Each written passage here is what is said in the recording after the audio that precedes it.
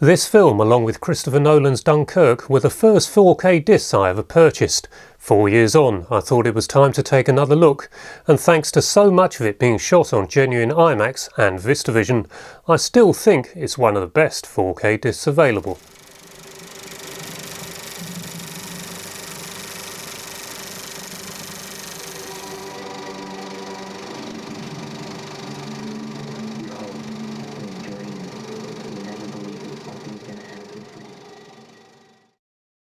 I saw this film at the BFI IMAX Waterloo in January 2015, and I consider it to be the most impactful cinema experience I've ever enjoyed. We had to get the far right front row seats that day, as these were the only 2 seats remaining, and that position did take a little getting used to in that giant IMAX cinema, but that's one of the reasons I think this screening was so memorable. This must have been a similar sort of impact to 2001: A Space Odyssey on that giant Cinerama screen when that was first released, and interestingly in this film there is a reference to the sequel to that film, 2010, the year we made contact. John Lithgow was one of the stars of 2010, and he's also in Interstellar, and there's a scene in Interstellar where he's at a baseball game and complaining about the standard of hot dogs. Well, there's a conversation between him and Roy Scheider in 2010 where they're talking about the standard of hot dogs and how they used to be better. So some similarities there, and I think yet again it's 2001, albeit the sequel, having an influence on filmmakers today, and in this case Christopher Nolan. This is a convoluted and confusing film, but the answers are in there if you're prepared to study it and keep an open mind. This can make it a bit of a difficult watch for some, and it's also a big screen film, so not really one to be enjoyed so much in the home. This film really has to be seen on a giant IMAX screen, so the next time the BFI IMAX is screening it, I recommend getting along because it is almost a religious experience. The story is about the Earth going through all sorts of disasters, bringing about similar dust storms to those in the Americas in the 1930s. Only this time the dust storms are worldwide. Crops are failing all over the world and the population is dying. Survival lies in finding an alternative planet. At the core of the story is the relationship between a father, Cooper, played by Matthew McConaughey, and his daughter Murphy. Throughout the film there is inference to another civilization creating a wormhole that has appeared close to the planet Saturn. It's all a bit deep, so if you didn't grow up reading the books by Isaac Asimov and watching all the science fiction I did, then it may be a little hard to take in. I won't go into the ending just yet, and I'll warn you before I do, because inevitably I'm going to have to explain that, and I don't want to spoil this film for anyone who hasn't seen it. It is a beautiful film to look at, and another one of those science fiction classics with a perfect accompanying score.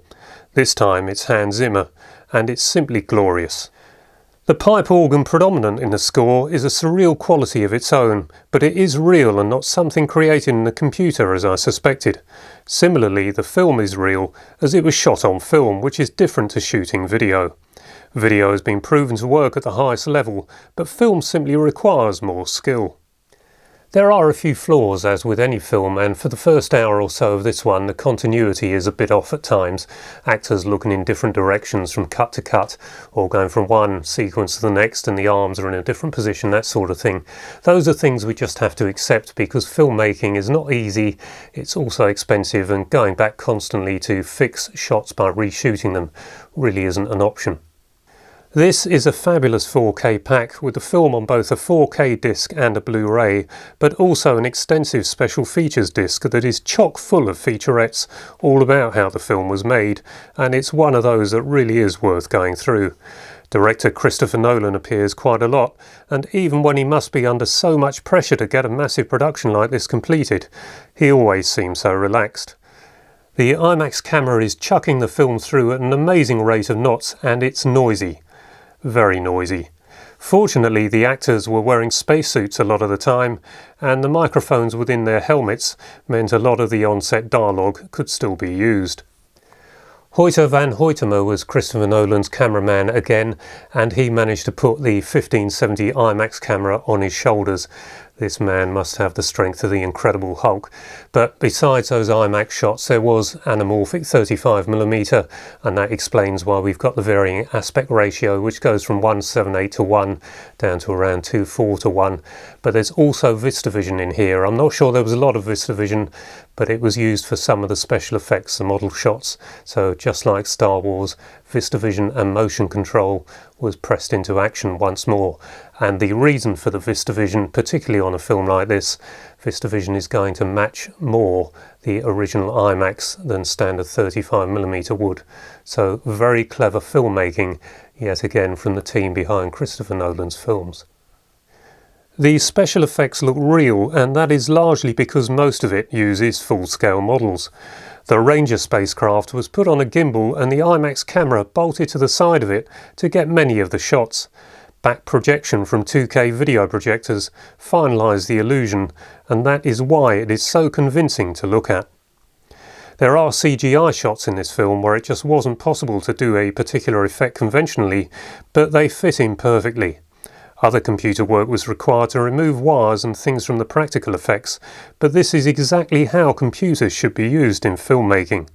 Not surprisingly, Interstellar won an Oscar for Best Achievement in Visual Effects, and a BAFTA for Best Special Visual Effects. And so to the ending. So if you haven't seen Interstellar and don't want the ending spoiled, you know what to do. There is a scene on the spaceship just after the sequence on the water planet, which goes along the lines of love transcends everything. Now, while this doesn't set up the ending completely, it does set the scene. It transpires that the wormhole that appeared near Saturn was placed there by future humans, which means that at some point humanity is able to travel through or manipulate time. Black holes are a major factor of the conclusion and how it all pans out, because there are various theories about what goes on inside a black hole. No one really knows for sure, and so this element of mystery has been used for the concluding act of Interstellar by suggesting there is a singularity at its core. Cooper enters the black hole and finds that he is within what is known as a tesseract, a seemingly infinite number of dimensions, all looking into his daughter's bedroom at important points in the storyline up to this point. This appears completely nonsensical, but has been created by future humans, so Cooper from within the black hole is able to communicate with his daughter using gravity waves and feed her the information he's collected in the black hole so that she can go off and save humanity by evacuating them from the Earth. The summary is that love is the fifth dimension as set up in the conversation on the spaceship just after the sequences on the water planet. When I first saw this film in January 2015, I thought the explanation to this film was all a bit simpler, and I went for the theory that when you travel at the speed of light, you are everywhere in the universe at the same time. And that would also work with the conclusion of this film, because Cooper is everywhere in the universe, and so he chooses to focus on his daughter's bedroom through the ages. And if you apply that, it does just as well perhaps explain the ending of Interstellar. I don't think the ending is particularly important really, so my recommendation is you simply suspend belief for the duration of the film and sit back and enjoy it for what it is, a visual masterpiece.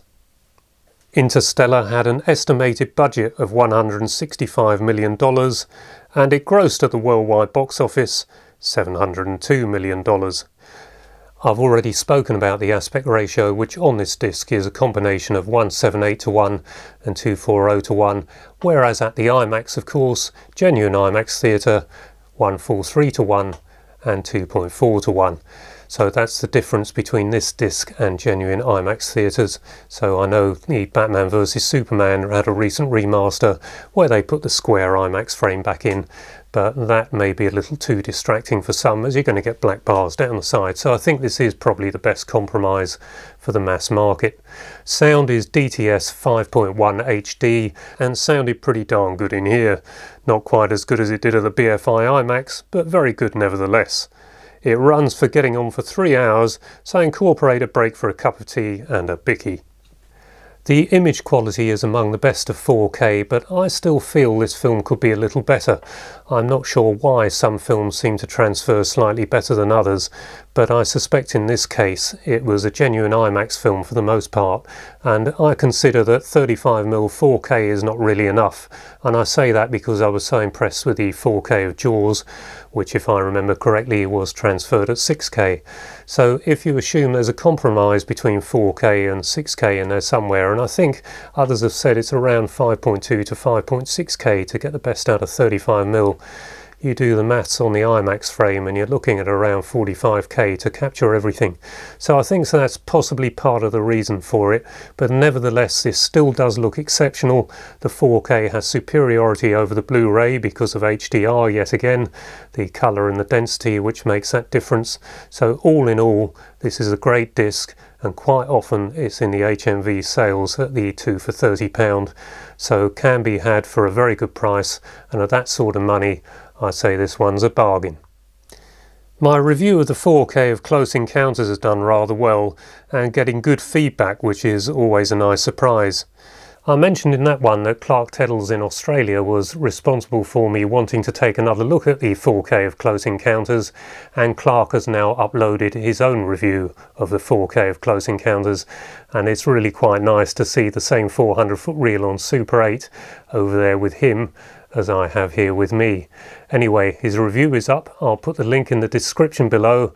I think it's his best one yet. The lighting is better, the sound is better, he's getting better at this presentation, and he's a very young lad. So we'll see how good Clark gets. If you can go over there and give the young lad some support, I'm sure it will give him rather a boost. For my own reviews, a lot of people have been asking me to take a look at the 4K of John Carpenter's The Thing.